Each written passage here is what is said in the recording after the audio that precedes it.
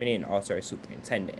We also do have our student executive cabinet as well, who does advise the superintendent as well. We want to continue this engagement to continue with the district plan commitment 3 priorities 3.1 and 3.5 of amplifying student voice, parents family voice, as well as teachers voice as well. This summer I was happy to work with a lot of our BPS staff and working in the Bolden building on making sure that the student engagement level is increasing and having student engaged in a lot of different opportunities.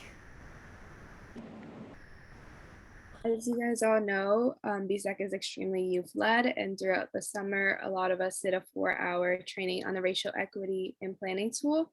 And we hope to continue this on in the school year and the summer, as we feel this tool is very important to include in a lot of our projects and the ways that we analyze policy to ensure equity and inclusion.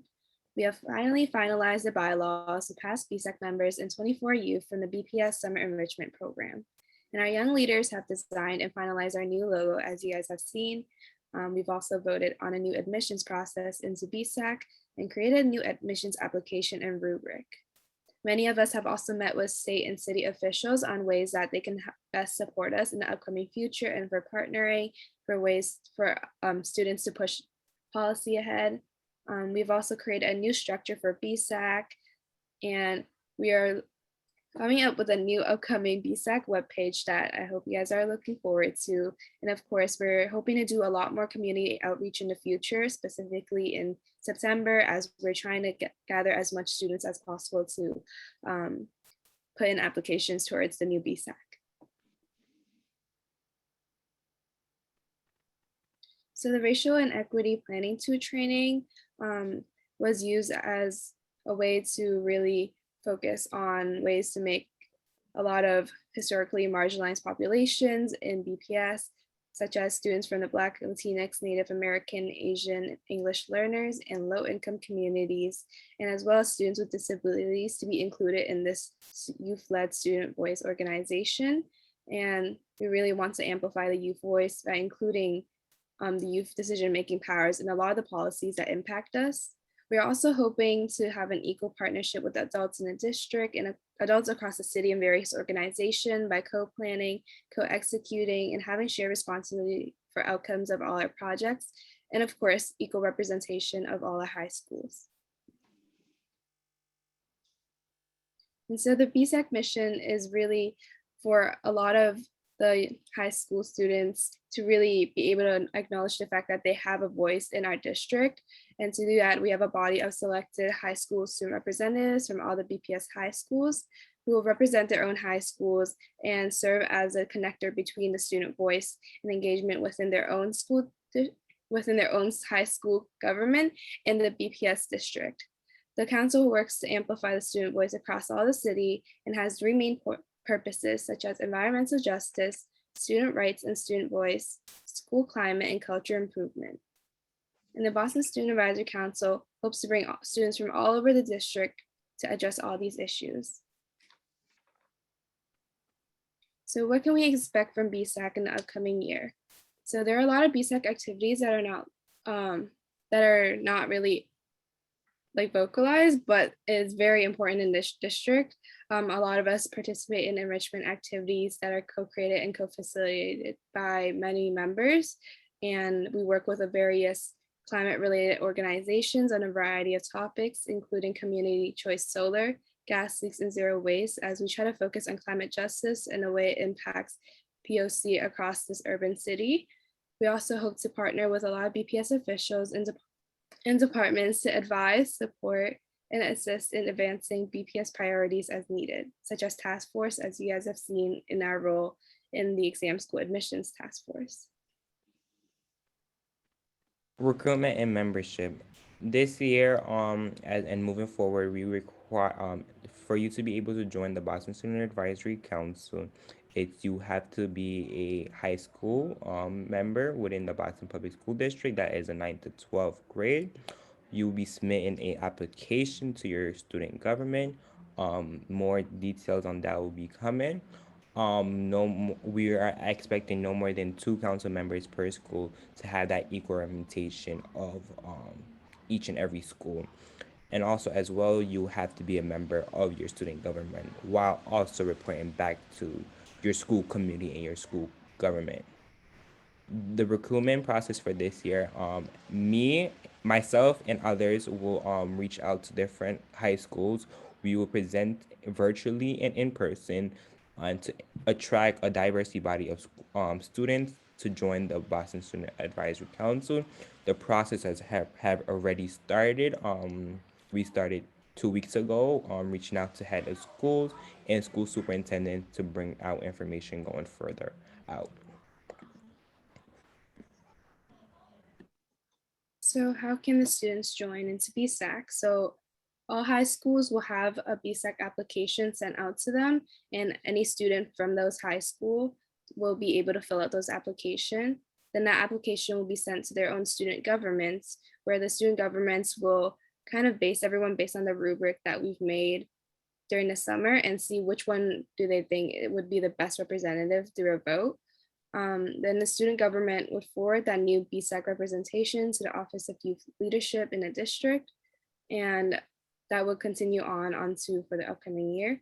And of course, returning members who were once part of BSAC before May 1st of 2021 will be considered grandfathered in terms of knowledge and experience, and therefore are able to perform their duties and responsibilities as BSAC members only if they're able to commit to the new terms and agreements. Now pass it on to Dory to finish this off.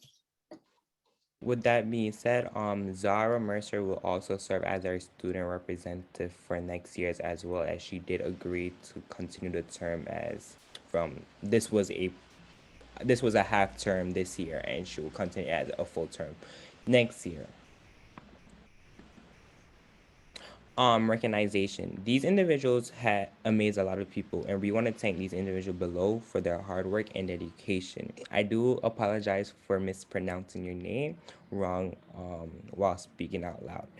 I do want to thank Ms. Robinson, Mr. O'Neill, Dr. Caselius, Mr. Sam DePina, Ms. Roberts, Ms. Coakley, Ms. Fernandez, Dr. Marianne, Melissa, Miss Kent, Mr. Palumbo, Miss Rosal, Miss Malcolmus, um, Mr. Drayson, Miss Mercer, Mr. Cornell, Miss Lau, Miss Chen, Mr. Mateos, Mr. McLaughlin, and our BSEC alumni, BPS summer intern this year, and our partners that was listed. I do want to tell the public this is not a this is just a brief list of who did put in the vote in bylaws with the new logo, but there is a much longer list who did participate into this work. I do want to also tell the bylaws are public. I am continue working with communication throughout to make sure that there is a web page for you to see the bylaws. We are working on a summary for a shorter summary. The bylaws are like there's 15 different articles, 25 pages long. It goes into detail. We make sure that each and every students and community members are like respected in these bylaws. So once again, thank you for the time. Any question, comments, or concern? Okay. Thank you so much for your report. I will now open it up to the committee for questions and comments. Please raise your hand. Ms. Lau. I would like to add a statement that Sarah sent in to me.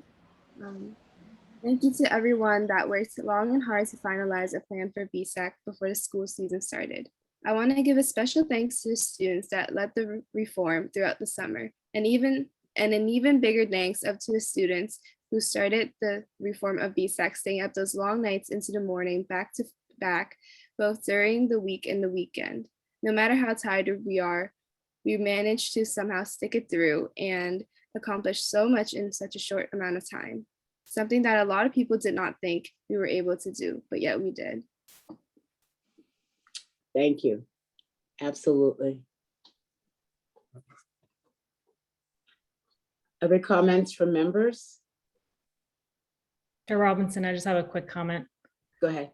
I would like to thank you all for your incredible work. I think the highlight of being engaged in this work is hearing from you all and seeing really the fruits of the labor that goes into educating such amazing young people. I've learned the most from young people, and so I continue to learn from you. So keep up the amazing work. I'm especially grateful for the thoughtfulness that you all have put into bringing more equity and representation of voices across the district. So thank you for that incredible work and for your late nights and engaging in this and for working through the many challenges that I'm sure you faced. Thank you.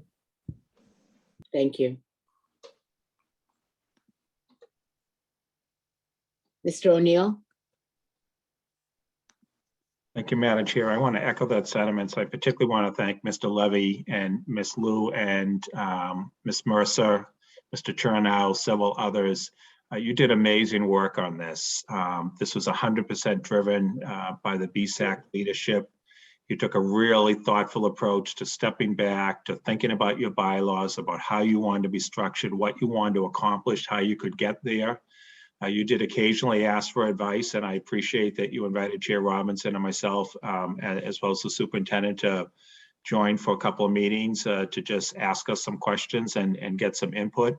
But I was most particularly struck, and I'm sure the superintendent is going to echo this as well, because we talked about it, about how you handle conflict resolution within your own group. And you modeled incredible behavior for us. We were actually very struck by it, how respectful you were to each of your fellow members as you talked through alternatives, work to understand the point of view that they were making, and work to arrive at solutions. It was very impressive to see. So thank you for inviting us to watch and learn. And I think you've got a great future in front of you for BSAC. And we will continue to push to make sure you represent every high school in the district. And now that you have a firm model, and I love that you want the students from BSAC to be involved in student government at their school, so bring it back to there as well. So great work, and proud to support it. Other comment? I just want to say that I came in on the tail end of this, so I really can't take much accolades, but just to see my experience of working with young people my whole career, to see the outstanding work and dedication and commitment. And as you mentioned, Mr. O'Neill, their conflict resolution against really some trials and tribulations, they stood up like some older folks that we don't even see responding like that. So bravo to them, and see continued success on them in our support of BSAC. Yes. I want to echo both yours and Mr. O'Neill's both thanks. It was incredible watching you all, particularly with the conflict piece and how beautifully and respectfully you handled it. It was a model that I hope we will see echoed by our adults moving forward. Thank you for the hard work. And we know you are ready for a new beginning, and really look forward for the committee to be able to work continuously, working with you all as we move forward to this next school year. So again, thank you all for your very hard work. Thank you. Thank you. All righty. So the committee looks forward to partnering with you as we begin this new chapter. And now for our final report this evening is an ESSER funding update. At this time, I'd like to invite Chief of Accountability, Ava Mitchell, and Chief Financial Officer, Nate Cooter, to please present their report. First, I'd like to invite the superintendent to give opening remarks. Great. Thank you, Madam Chair. And again, thank you, Dorian and Tiffany, for your incredible leadership. And thank you, Chief Coakley-Rice, for working with our youth. I am so excited to be here with you right now talking about ESSER. As you know, we had a lot of engagement throughout the past three or 4 months. And it has been very rewarding to speak to all of our stakeholders within the community. Tonight, we're going to share with the school committee our plan on how we're going to leverage those funds that have been awarded. Today's discussion is going to inform the school committee and all of our public on the upcoming vote that we plan to take September 22nd to receive the funds to implement the district's return and recover strategy. We're pleased to announce that our application for $123 million in federal relief funding was formally approved for the Boston Public Schools. The Department of Elementary and Secondary Education informed us yesterday that ESSER II funding request we submitted to them back on July 30th was approved and can be spent immediately. I'm extremely proud of our team. Also, Chief Mitchell, it's getting late, and Chief Cooter for working collaboratively with their units and cross-functionally across the entire Boston Public Schools to be able to share what we've heard, how we're going to make some of these early decisions with the investments, and some engagement that we still have to do prior to the final vote and prior to our final plan submission. Of course, we can't fund every ask that was made of us, but we are working to ensure that our core principles of equity and access, as well as ensuring our students are at the center of every decision, is front and center. So I'd like to introduce Chief Accountability Officer Ava Mitchell and also Chief Financial Officer Nate Cooter to provide an overview of our work to date.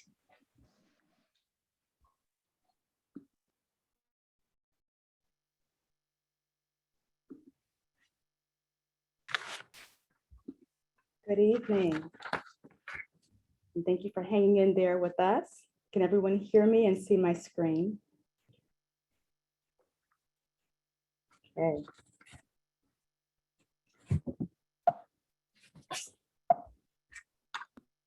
All right. The last time we came before you was on June the 30th, and that's when we discussed our anticipated reception of $400 million from the Federal Elementary and Secondary Schools Emergency Relief Fund, otherwise known as ESSER, over the next 3 years. And we appreciate you celebrating with us tonight that we have been officially awarded as of yesterday, as the superintendent announced, $123 million of that funding. Currently, we are in the last stages of finalizing our ESSER II return and recover plan. And as you know, this plan, which is currently a draft that has received community feedback and is posted on our website, is what we are using for the decisions we are presenting tonight. You know that this ESSER II plan is grounded in our 5-year Boston Public Schools strategic plan. While the pandemic created a national crisis, BPS is returning with a community-driven blueprint for accelerating efforts to return students safely, recover from the impact of the losses, and simultaneously reimagine in that process how we serve the students and community. We are going to be coming back to you on September the 22nd, and that's when you will have a chance to vote to receive the DESE funds to implement the ESSER II plan being discussed this evening. So tonight, besides being joined by CFO Nate Cooter, we'll also be joined by Deputy Superintendent of Academics Drew Eckelson to discuss several relevant matters in advance of your vote in 3 weeks. We will share how we spent the initial ESSER I CARES funding, the ESSER II plan development process and decisions, how we're leveraging ESSER to focus on academic recovery and acceleration in a very laser-like way, being responsive to the public feedback like the comments you heard tonight, some school investment decisions to date, and information about next steps as we forecast ESSER III. Chief Cooter. We wanted to start this evening with an update on the first round of federal relief funding.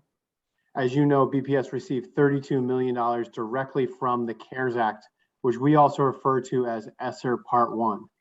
In addition, we are fortunate to receive additional support from the City of Boston, which included $23 million from their CARES Act funding.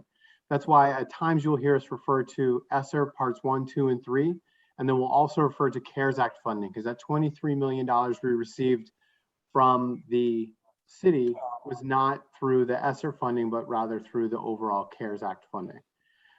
There have been a few shifts in our ESSER Part 1 and CARES spending since the last time we presented, and I know we've had several conversations with you about how that money was planned to be spent and how we spent it in FY21.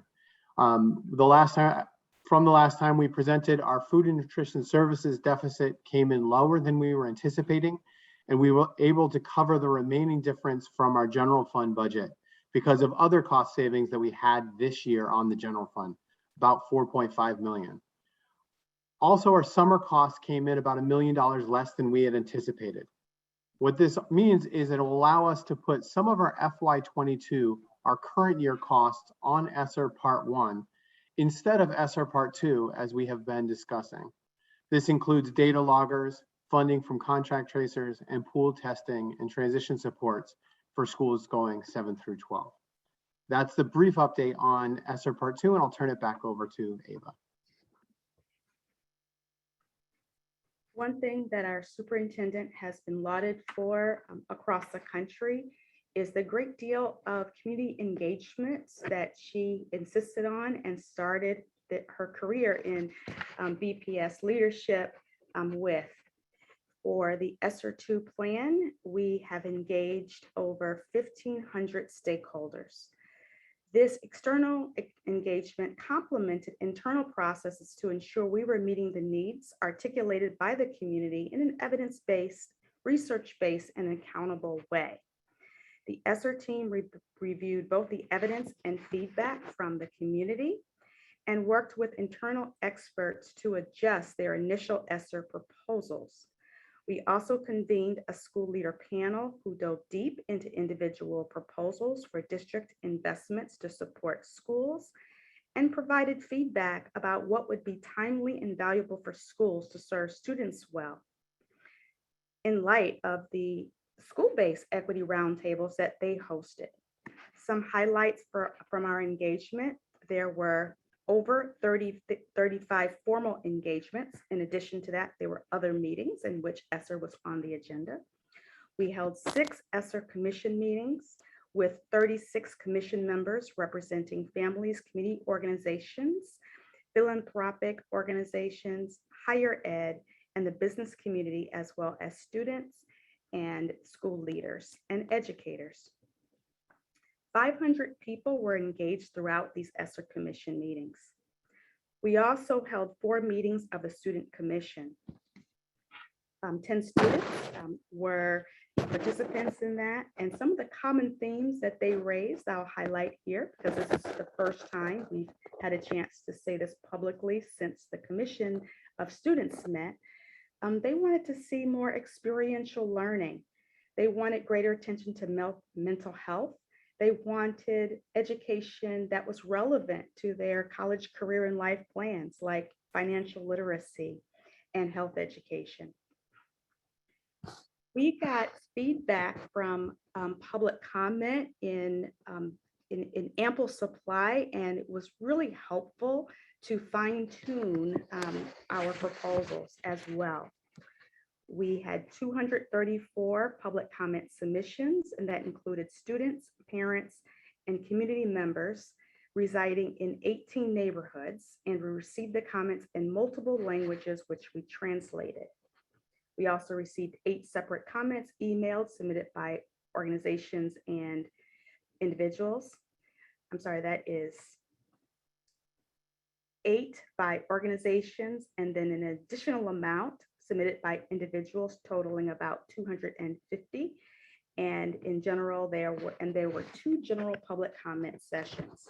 So here is the result of what we learned from all of this engagement.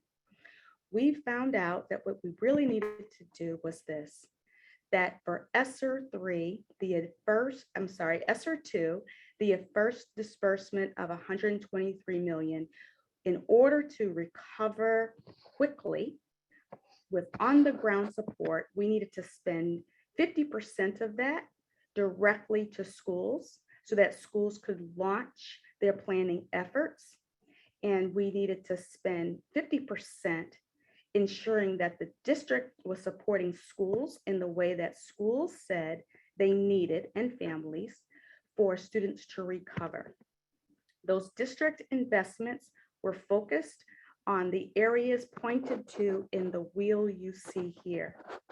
So we placed our initial investments, ensuring we had a really strong tier 1 core instructional support for all students, and focused on interventions for students who had learning loss, with a special emphasis on recovering and accelerating learning for students with disabilities, and moving towards an inclusion model, a greater inclusion model, and for students who speak languages other than English, really focusing on a bilingual learning.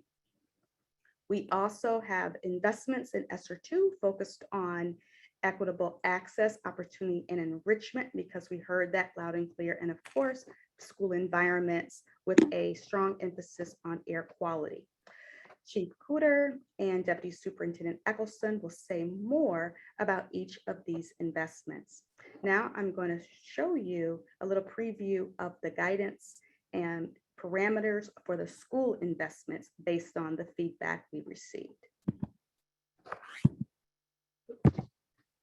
All right. So as we discussed on June 30th, schools received a total of 50 million for their initial allocations based on a simple formula. 813 for every student in their buildings that either were experiencing poverty or had a special learning need or was in the process of learning English. And for students that for whom all three were relevant, schools could receive up to $2,436. So these categories were overlapping. Now we are in the process of making database allocations to disperse another 11.5 million to schools based on a more sensitive formula that more closely considers which students specifically experience the greatest learning challenges. And as we had feedback that you heard tonight and through our other stakeholder engagements, those funds will be specifically directed to student-specific plans beyond the whole school acceleration agenda and strategies that schools will be implementing in their schools. The guidance we gave to schools in a detailed guidance document was that school investments had to adhere to 3 large guardrails: academics, social emotional wellness, and operations. We, because of feedback, allowed schools to apply early, even before we were in receipt of the funds, and start receiving the funds as soon as the first round ended 2 weeks ago, and schools have received their funds already when they requested early investments. And in fact, 40% of our schools applied for that first round. The next set of funding requests from schools will be receiving in rounds 2 and 3, and those rounds of funding will need to incorporate their full plan for ESSER investments.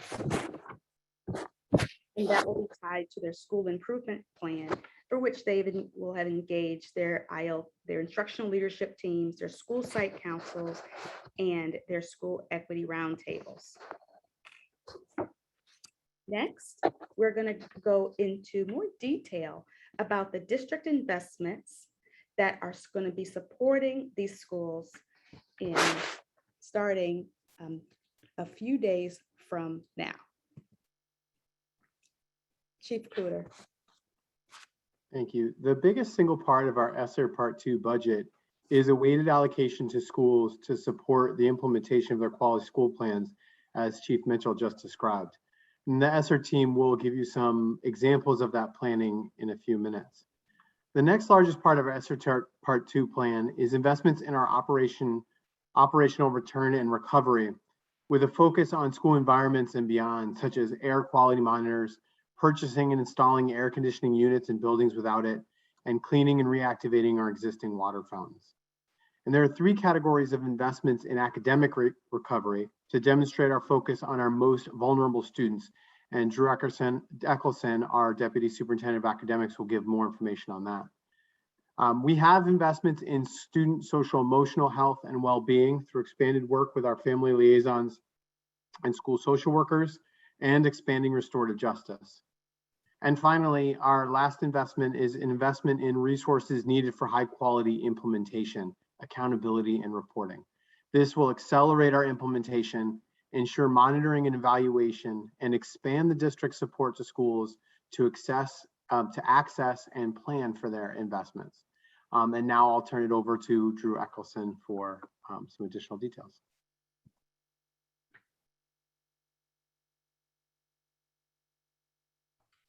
Thank you, Nate, and thank you, Ava. Can everyone hear me okay, I assume? Great.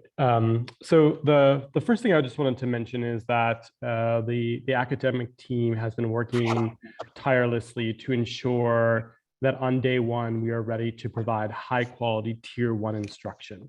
That is the instruction that all students will experience in the classroom, and that we're building out the foundation for a plan to focus on equitable literacy.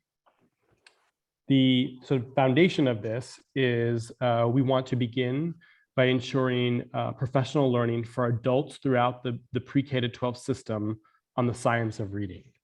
What does the research tell us about what good reading instruction ought to look like across the pre-K to 12? We've also invested, among other things, in significant dollars to support schools to refresh their library collections, to specifically focus on BIPOC authors and culturally relevant texts in libraries and in classrooms across the BPS. We also know the data is very clear, and some of our speakers earlier in public speak made clear that we have to do more as a system to really meet the needs of our students with disabilities, our English learners, and our students who are dual identified.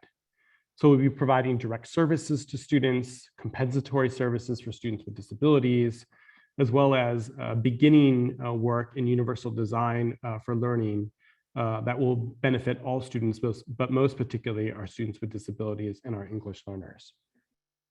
Also in ESSER 3, to a comment that someone made during public speak, we'll be looking at additional proposals around increasing access to native language instruction.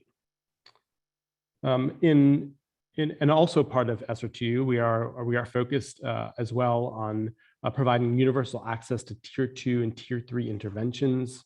This includes digital interventions students can use in schools and also follow them at home, as well as tier 3 interventions specifically for students with reading disabilities. We'll be beginning to build out the infrastructure for that and continue to invest in that for multiple years as we continue to improve and work on literacy outcomes across the pre-K to 12 system in the BPS.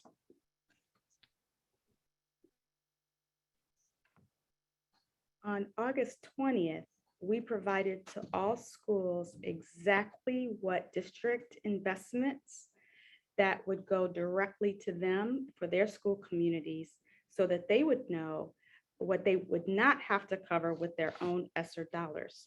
They were really pleased, and they knew that from there, they could plan to use their ESSER dollars in ways that were even more specifically tailored to their school communities. Now, I want to share with you what we're seeing so far in the school proposals based on where they are in their planning. So the slides I'm going to share with you now represents really early data on what the investments of just the 40% of schools have submitted for their early round 1 investments based on their feedback from last spring from the ILTs, school site councils, and spring equity roundtables.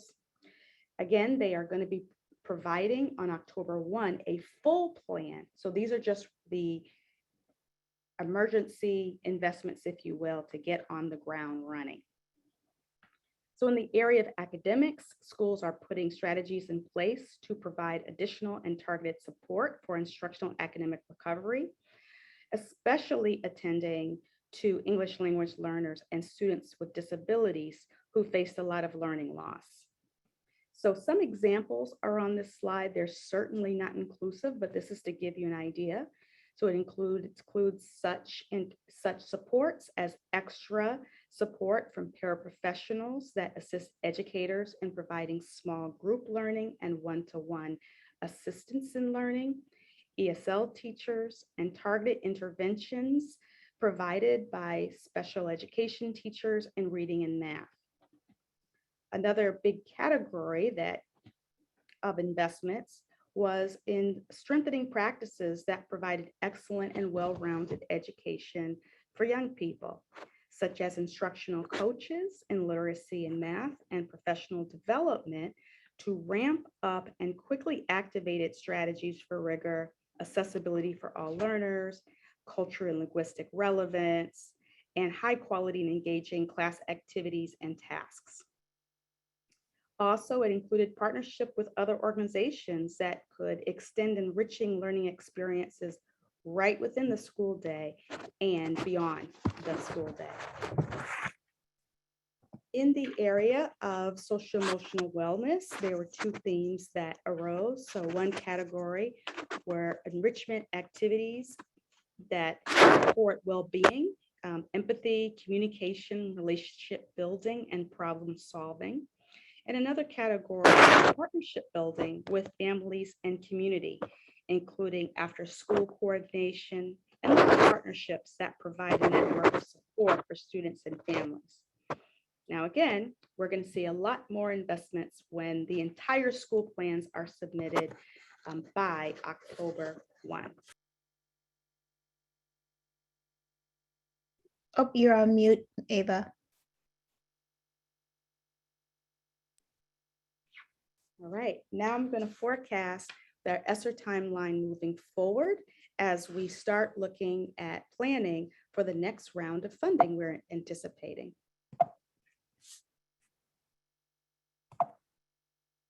Okay. So I shared that most of our ESSER 2 investments are focused on recovery and return and recovery.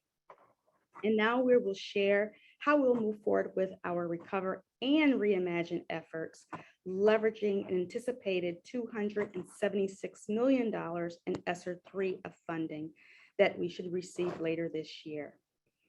So this month, we are holding ESSER breakout sessions to take a look at the other ESSER focus areas that we, in a laser-like way, that we have not yet fully made decisions around the funding for, including high quality pathways, more investments in access, opportunity enrichment, community investment for children and families, and the kinds of investments that we can make in buildings that support the acceleration of the Build BPS planning so that students can recover in the buildings that's better or more conducive to their learning.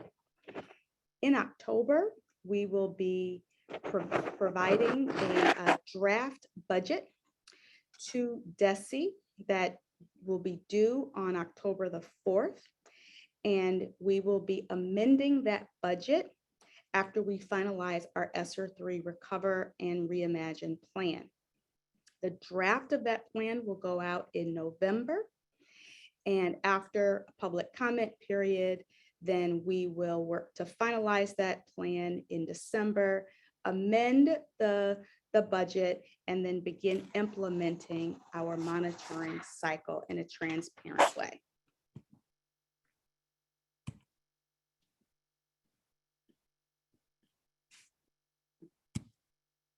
Okay.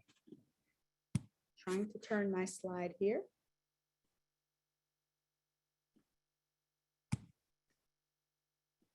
Can't tell if I'm frozen or if my computer just doesn't want to turn the slide.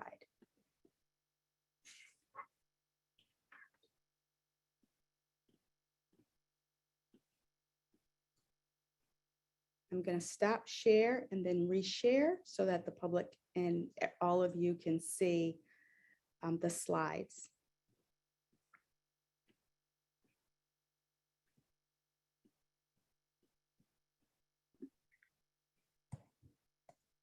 All right, here we go.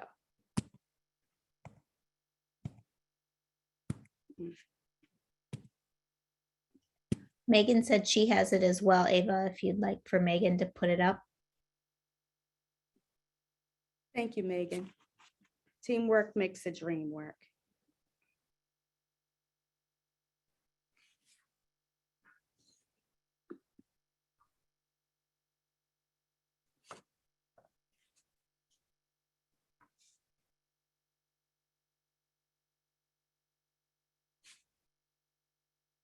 All right. So now we have, we are going to be looking at what investments we're going to be funding, projected to fund under ESSER 3 for your early review and feedback.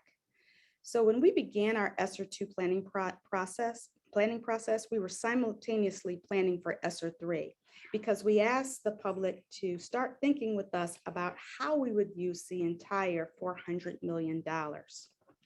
And in the meantime, we have vetted and reviewed about 150 internal proposals that came from our district experts that were responding to the needs that we've heard.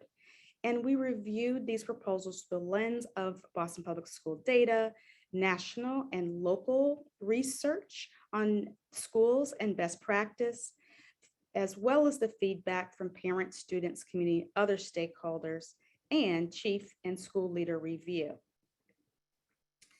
Here you see the district investments under review that we also shared in our draft ESSER 2 Return and Recover plan posted on our website. We are sharpening our focus to make sure that the total 400 million have the greatest impact. And we have identified some early ESSER 3 investments that we'll be ready to announce soon based on what we have heard so far. So I'm going to give you a little preview now.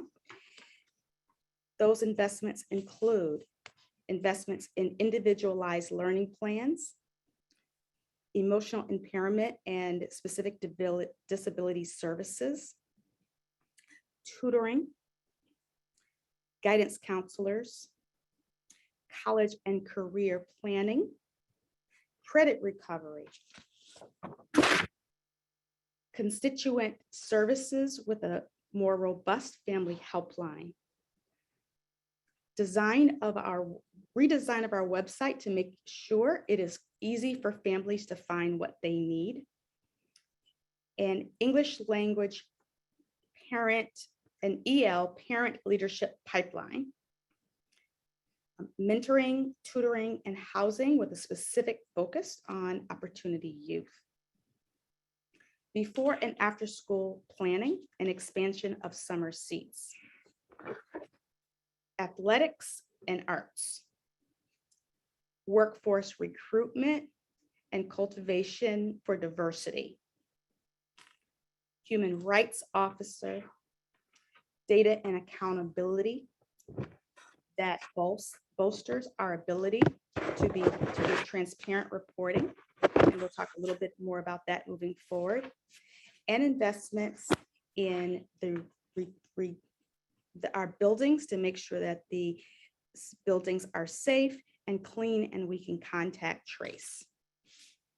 So that is just a preview. There'll be other investments that we will be announcing for ESSER 3 as we're continuing to refine our plans. But that's where we are right now. All right. As we begin ESSER 2 Return and Recover implementation and look forward to ESSER 3 Reimagine efforts, we offer several assurances. One assurance is around a continuous cycle of improvement.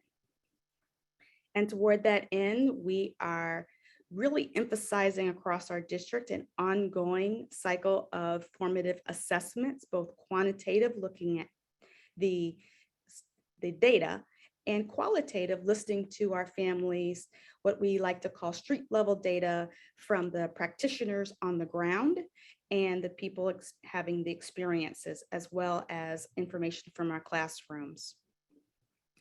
We are implementing 90-day cycles of monitoring and evaluation, and using those cycles to adjust our plans so we can create a more on-time response to meet needs as they are uncovered.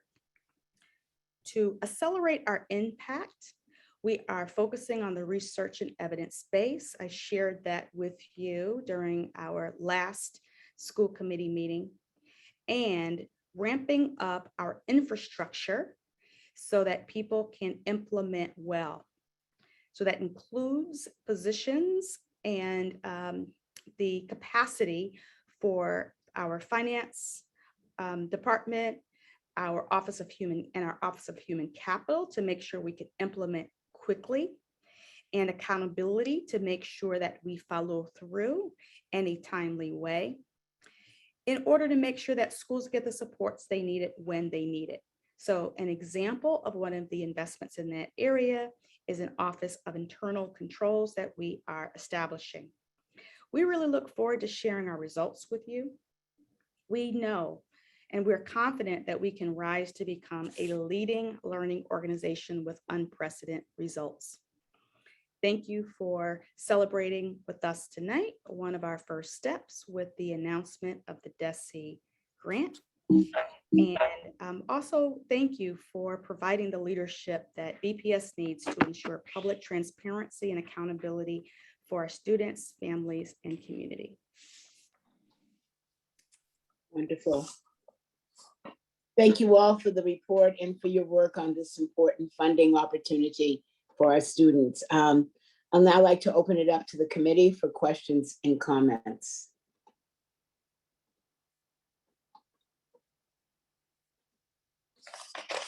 Dr. Coleman.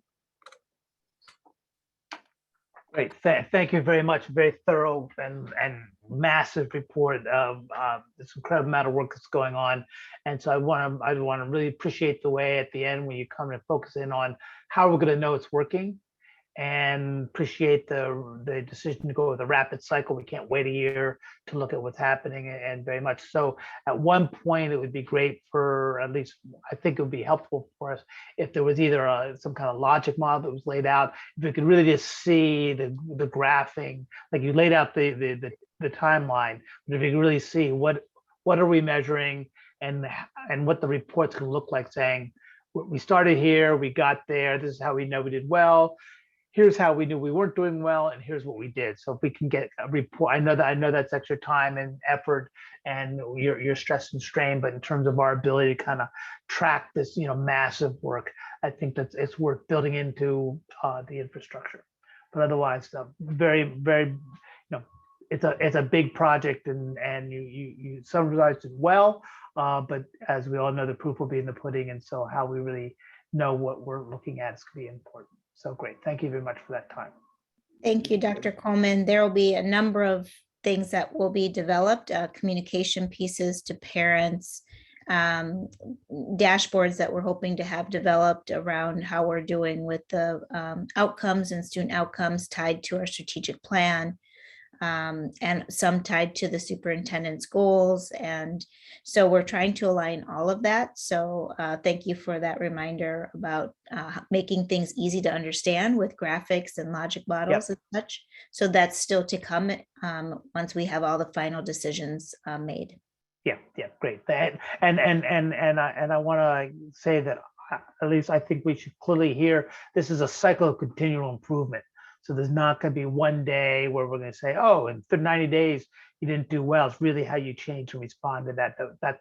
Those can be very important and very useful structures. So thank you for that. And Dr. Coleman, it's also really important to know that we're able to make amendments to it as we go along, and make amendments to the grant to the state. So we're not locked in if we need to take a different direction or we're not getting the results that we want. Yep, that's good. Thank you. Mr. De Araujo? Thank you, Madam Chair. So a few comments and a few questions. One, thank you to Chief Cooter for pointing out the City of Boston contributing $23 million from their CARES Act funds. I think, from this position, advocating to the city to use more of their discretionary funds that they're receiving, the federal funds they're receiving, that, investments in public education have an enormous return for the fabric of our communities, for our businesses. There's a lot of resources coming to the city, and I think it's easy to justify investing more. And all the priorities have been listed out in our strategic planning, and also just the issue of keeping families living in our city and how important it is that they have a great place to send their kids to school, and it's critical to keep those families here and to serve the families that come and live in our city. So to our city colleagues, we would appreciate even more resources and commitment. I do want to reflect on a comment, actually that was made earlier in public comment by Mr. John Mudd on, and there's much more detail, I think, in this presentation than I think before his comment came, but that we're targeting, at least in the second tranche, targeting resources towards very high need populations. We're very supportive of, and then ensuring that those resources do produce results for our high need population. And I caught Dr. Eccleston raised the issue of native language instruction, and just wanted to ask on that, what were some thoughts? And I saw later on kind of a little more detail, but anything more specific on that piece? Were you asking Dr. Eccleston?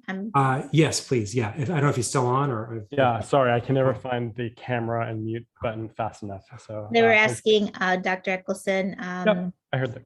Okay. Sorry. I heard the question. The Office of English Learners has put forward a proposal that would increase access to native language instruction. I have met with members of the task force and the some members of the subcommittee that support English learners with disabilities. And I think there is some feedback that they provided that I think is really spot on around ensuring that obviously that there's a central office infrastructure to support the schools to implement that work. And the second piece of feedback is to ensure that native language instruction is actually embedded in content. And not that there isn't, of course, we want to continue to honor and support heritage language programs as well, but that really need to ensure that the native language instruction is also content-based. And so we're working together as a team with the Office of English Learners to respond to that feedback. And I'll be meeting with the English Language Task Force. I apologize, I don't know the date, but it's sometime in mid-ish September to work through that feedback and to honestly talk about it and to design a path forward in consultation with Chief Mitchell.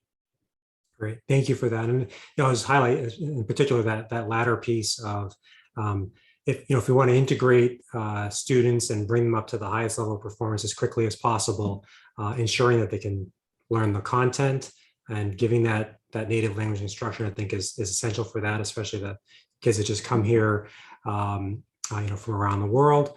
And then also, the preserving of language, and then the integration piece of learning the English language as well, critical. So those components are very, very important. So thank you for that update. I appreciate that. And then just a final comment echoing Dr. Coleman. Great to see the highlight on accountability, internal controls, and ensuring that all these plans and proposals now, resources actually don't, they have been going out the door now in this next phase, going out the door further, that they are spent in the way intended, and that we can see the results reflected in the work that's been done up to this point. So thank you for highlighting that, Ms. Mitchell. Thank you. That's it for me. Please. Other comments? Ms. LaPera? Thank you, Chairwoman Robinson. I also want to echo the piece around native language instruction. I know that there was mention on the focus around the science of reading. And so just thinking through pairing the science of reading with native language instruction, because the principles of reading, they don't really fundamentally change from language to language. And so just the importance of making sure that our students who are multilingual learners are really gathering the benefits of that, and the PD that is required for that, and the language ability that is required for that in our staff. So just wanted to echo and add to the pieces that Mr. DeRujo had included. The other piece, the other actual question that I have is related to some of the family and I think perhaps student perspectives that were gathered around the need or the desire to have more out of school time programming directly included in their schools, whether that be before school or after school programming. And I know that there's been a lot that has been done as it relates to opening of schools. But I'm also hearing from community members that there are schools that perhaps had provided before or after school opportunities prior to this COVID pandemic, and have just recently informed families that they are not providing those services in this coming school year starting next week. And so I'm curious to understand how ESSER investments at the school level and also just district-wide, right? Some schools have it, some schools don't. How that's being thought through the out-of-school time program pieces. Doesn't necessarily need to be addressed at this meeting, but it is something that's top of mind, and I know that is very much top of mind for many community members. Thank you for that question, Ms. LaPera. I would say that as we went around and talked to families, this was the #1 concern that they continued to bring up, was before and after school programs. And so we are absolutely going to strive to have before and after school programs in all of our schools that need them. And so I wonder if Chief Roberts might want to speak a little bit about our current programming and then some of the envisioning we're doing for the future. Yes, thank you. Good evening. So currently, most of our before and after school programming is provided through partners, and that is what we hope to do as we reopen. We know there are some challenges around that as relates to both providing that and also ensuring that we are putting the health and safety mechanisms in place.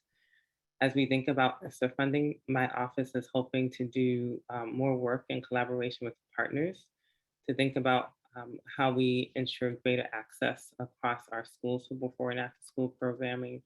But we are also thinking about, in partnership with the academics team, how we might return to a model where we might have more district fund programs. We do have a few, and there seem to be more and more schools interested in running some district run programs. And so we want to think about how we might do that with quality, but also be able to offer some of the benefits that we have not necessarily had in place, like a sliding scale fee and things of that nature. So that's part of the work we hope to do over the next school year, to really think about how we expand that access across all of our schools in a way that works for the range of parent needs and also that is sustainable. Thank you for that. I want to urge us to think about moving with urgency because this is an opportunity to accelerate learning as well as really address the need of families. A 2:30 end time at many of our schools really puts a lot of pressure on families to figure out what to do with our working families, especially. So we can't take a year to plan around this. We have to figure out how to move quickly and swiftly to provide these opportunities to all of our families. There are plenty of partners. We have to figure out a way to work with our partners to provide as much seats and opportunities for our students. Thank you. Thank you. Other questions? Comments? Mr. O'Neill? Thank you, Madam Chair. So thank you for the work on this, and I particularly appreciate the community involvement aspect, the commission work, the hearings, the input, et cetera. I do get somewhat nervous, Ms. Mitchell, particularly around the school spending, the 50%. Yeah. You didn't share too much about the guardrails on it, but I get nervous when I see some of the statements made about investment in this or expand that. When I see it as, we have a lot of one-time needs in our district, and this is in effect one-time money. It can be spent over 3 years. But I've been on the school committee long enough where we have had past investments that are short-term in nature by the federal government, and then that money goes away. And so do the investors. And we hire a lot of people, and then 3 years later, 2 years later, we're firing a lot of people. And you never have a chance to have the momentum build. So help me out with overall the thinking on the balance between filling a lot of the one-time needs we have are in our buildings, water, bathrooms, you know, you name it, the actual facilities that we have. And I could, you know, we could all give a list of 24 things that we could spend one-time money on versus how we put guardrails into particularly in the school money, the school-based money, that it's not setting ourselves up for a problem a couple of years from now. Number one. Number two, did every school receive money? So I'm going to go ahead and get started, and then Okay. Chief Mitchell, I'll let you pipe in around the allocations that went to schools. Mr. O'Neill, we are doing a lot of planning around the sustainability.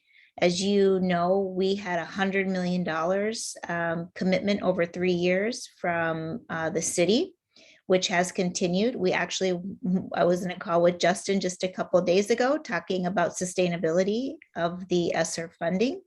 And one thing that we are asking our school leaders to do is to think about all of their operational funding lines, all of their title funding lines, which you approved a number of those grants this evening, as well as this ESSER funding that's coming in over the next 2 to 3 years.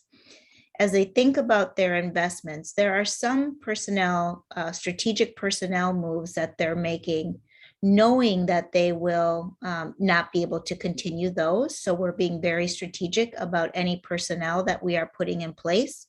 However, I've also shared with them, if they think that there are personnel that they need that are for the long term, for instance, our social workers and our family liaisons, that's not being funded with ESSER funding. It's being funded with our FY 22 budget or 21 budget, because we are looking at ongoing costs and always having those in our buildings, right?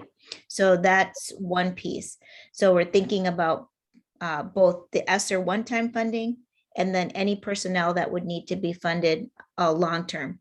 We're also in a unique position, and I know you hear from superintendents all across the United States, as well as school board members, to have additional 36 million in the FY23 budget coming up, or the I'm so tired, FY22 budget. 22, yeah. 22, I'm already thinking ahead because I'm going to ask for another 36 million, the FY22 budget.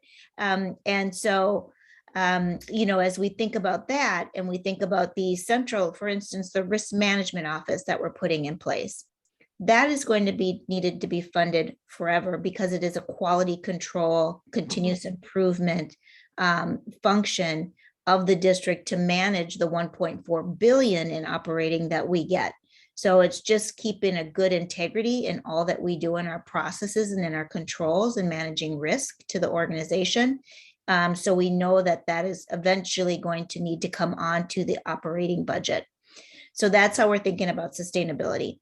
As for one-time funds like water, as you know, we got 16 million already for our water. So we're really proud that the city gave us 10 million and we have a $6 million grant. So we're already in the project of putting clean water into every single school. I don't think that's well known, but Really important that we got that win a year and a half ago, before the pandemic.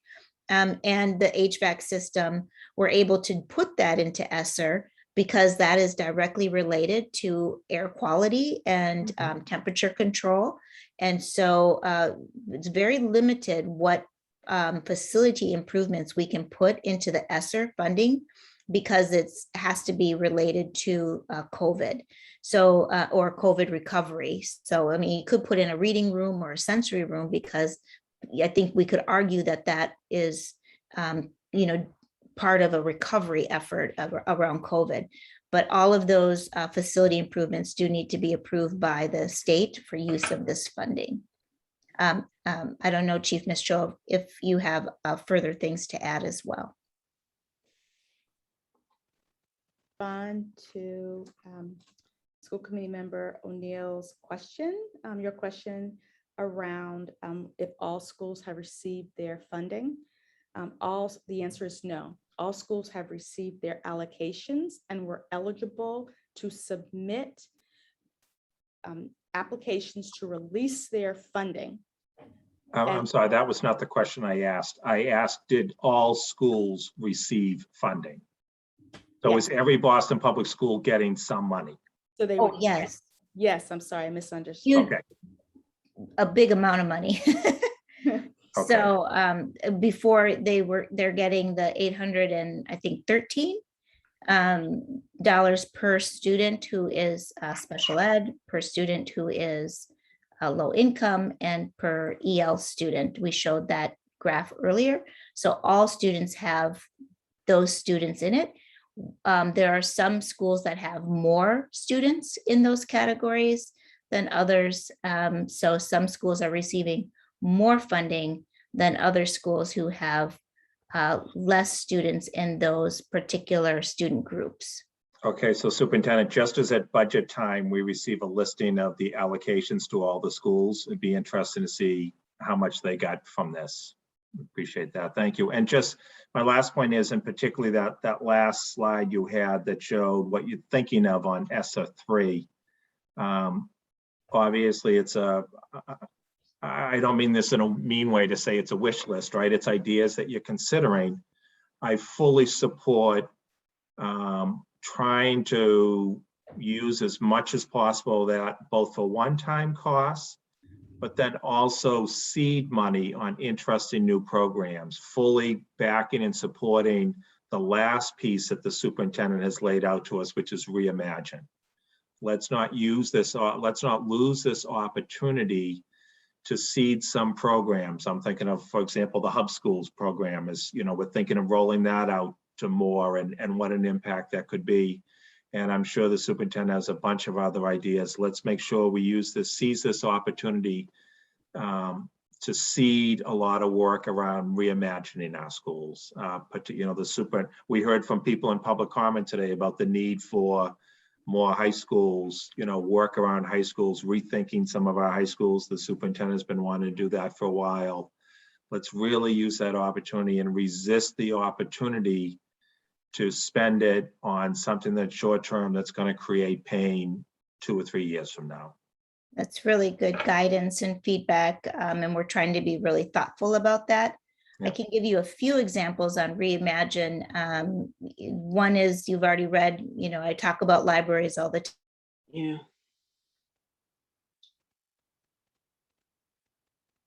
You're frozen. Yeah, I think you're frozen, Superintendent.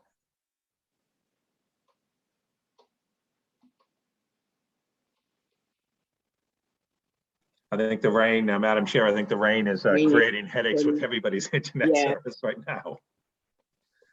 The superintendent just froze. Oh, am I back? You're back. You're back. Okay. Thank you. Okay, sorry. It's a hint that we've been on too long. The gods are speaking.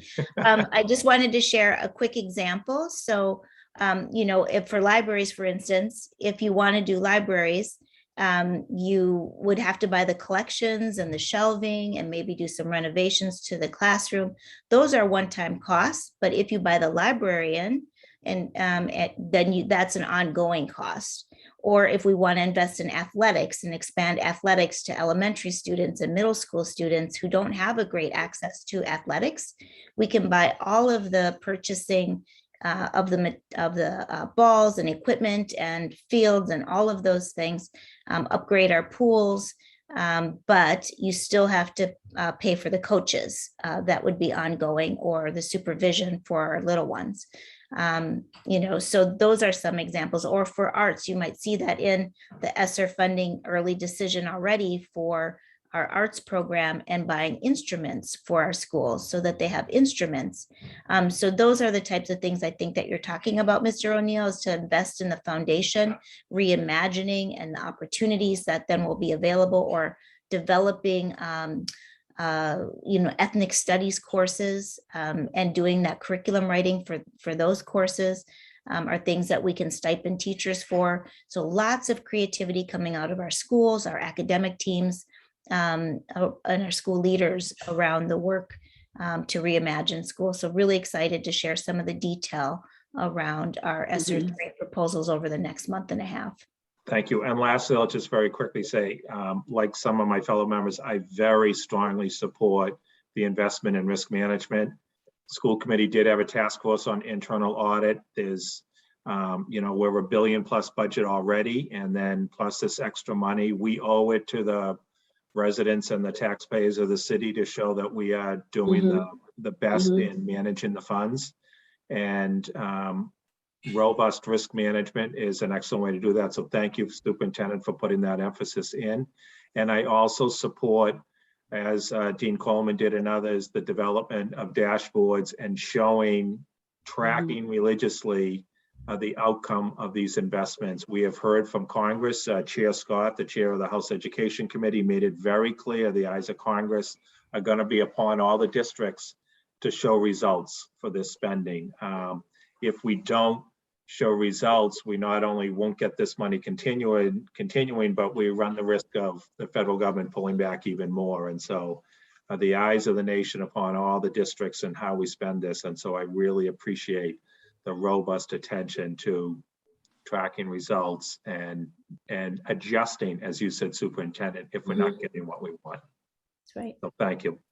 Yeah, that's my commissioner hat that I put on there with the risk management, with the Office of Legislative Auditor, who was always on us for stuff. Any other questions from members? Superintendent and Ms. Mitchell, my questions are more, I'm interested in what's going to happen at the school level. I'm sure for most of our schools, this is more independent money than they have ever received, to decide themselves of what to do with it. And I guess in addition to understanding the programs and the projects they put in place, to see what it does to the culture and the climate of the schools, the relationships between families, parents, and the school, does having independence to really focus and support the things that each community is identifying. Does it give us the outcomes that we'll hope for in terms of more positive experiences within school communities? And also, how are they sharing their decisions with one another? Are there opportunities for schools to share programs, to collaborate? What other kinds of new ways can they work to meet the needs of our neediest students? So I'm hoping that there are ways that we'll be able to both monitor that, but also to share those stories, and to make sure that many of the things our parents have been talking about in public comment and always around the things that they see that they would like to have happen for their students, that there are ways that those things will be happening more. Yeah. Yes, I'll share a little bit about our professional learning for school leaders that we have engaged in so far. So during the August Leadership Institute, we convened school leaders, and we had two sessions relevant to ESSER. So one, and this speaks to school committee member O'Neill's point earlier, one was on long-term budget planning. Because this is the first time that many of our school leaders have been able to think about not just annual funding and thinking about that in terms of funding it to support a plan that they've developed, which is a part of our ESSER requirement. So that plan is a plan that we are reviewing. First of all, that is developed by their instructional leadership teams, reviewed by the school site councils and the equity roundtables. And this includes all the ESSER investments. So it's not taking place in a vacuum. We did not allow schools to apply for funds without it being embedded in a whole school change strategy. We are vetting those school plans when they come in with an entire team of experts, including their school superintendents. And we are looking for the adherence to the guidance that we put in our long guidance to school leaders around research-based practices that can be implemented using short-term funding, how to leverage these short-term investments for long-term time changes, and also some additional information that school leaders want, like a guide of the kind of partners that can support certain kinds of strategies.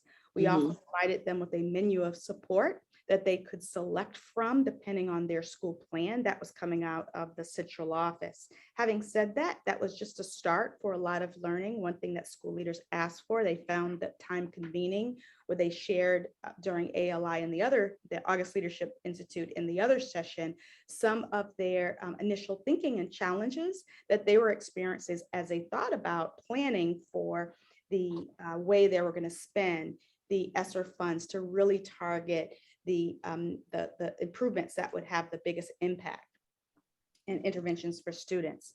And so we decided to have those sharing meetings on a regular basis. A group of our school leaders will also be participating in a Wallace funded national relief planning work, American Rescue Planning work, so that we'll be having those ideas also coming from our national partners.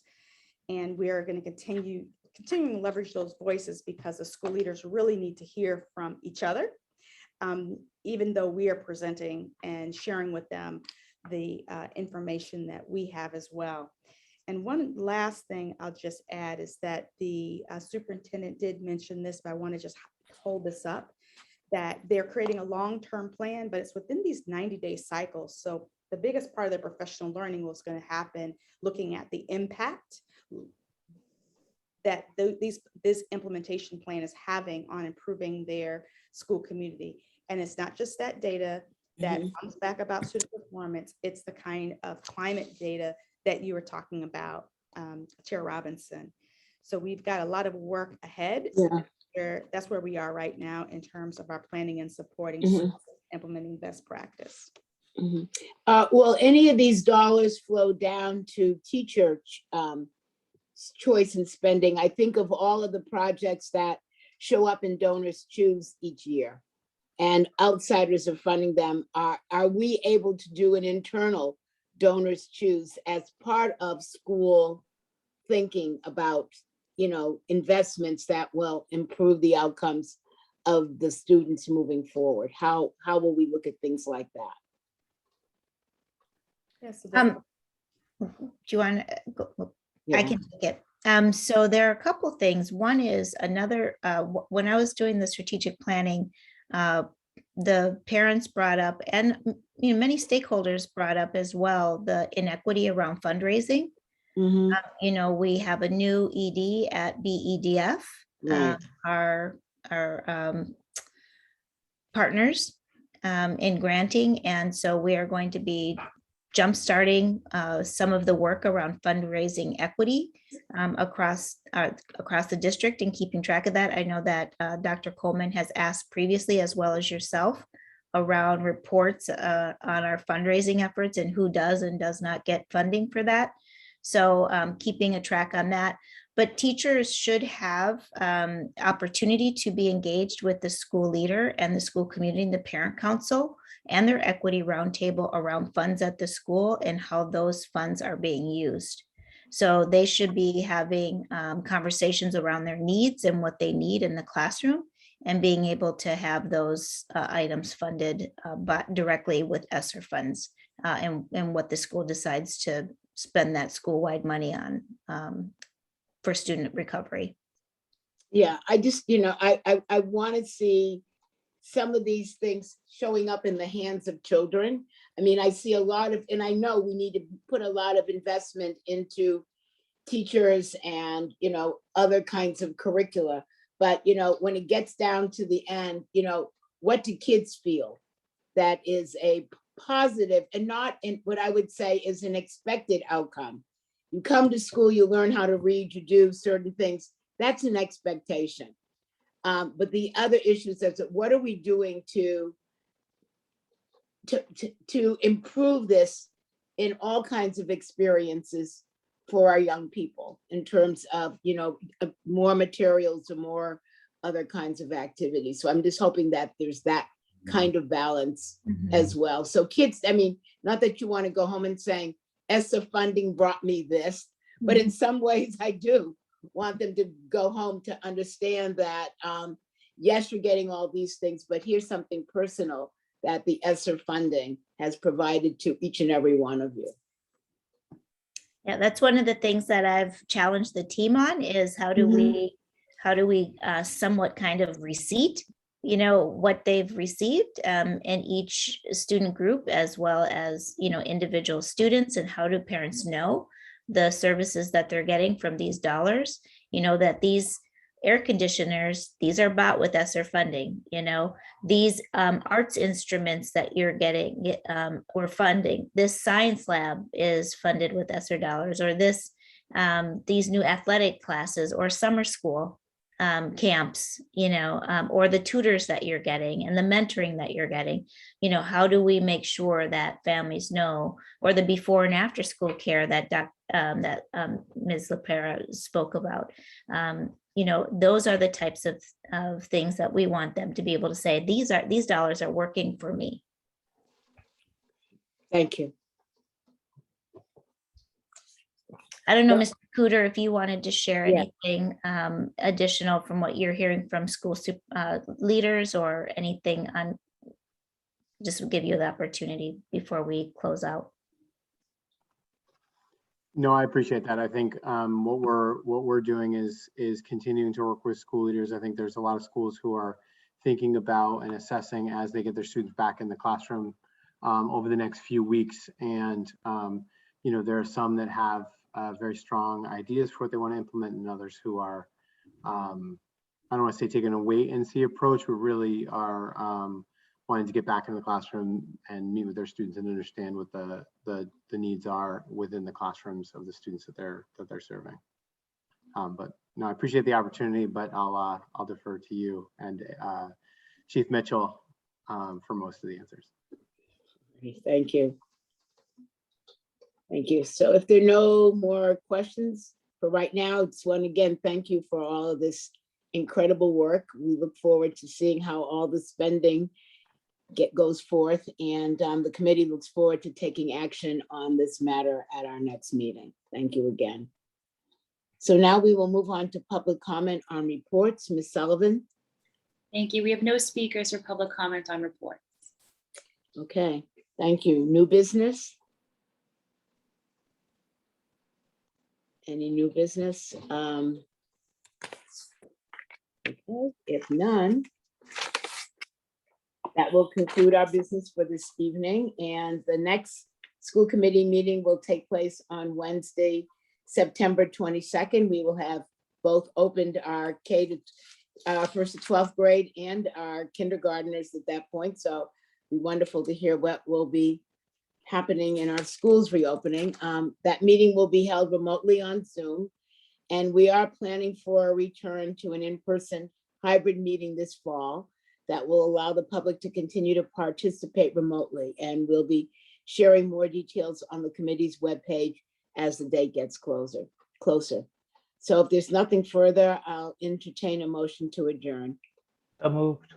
Thank you. Is there a second? Second. Thank you. Is there any discussion or objection to the motion?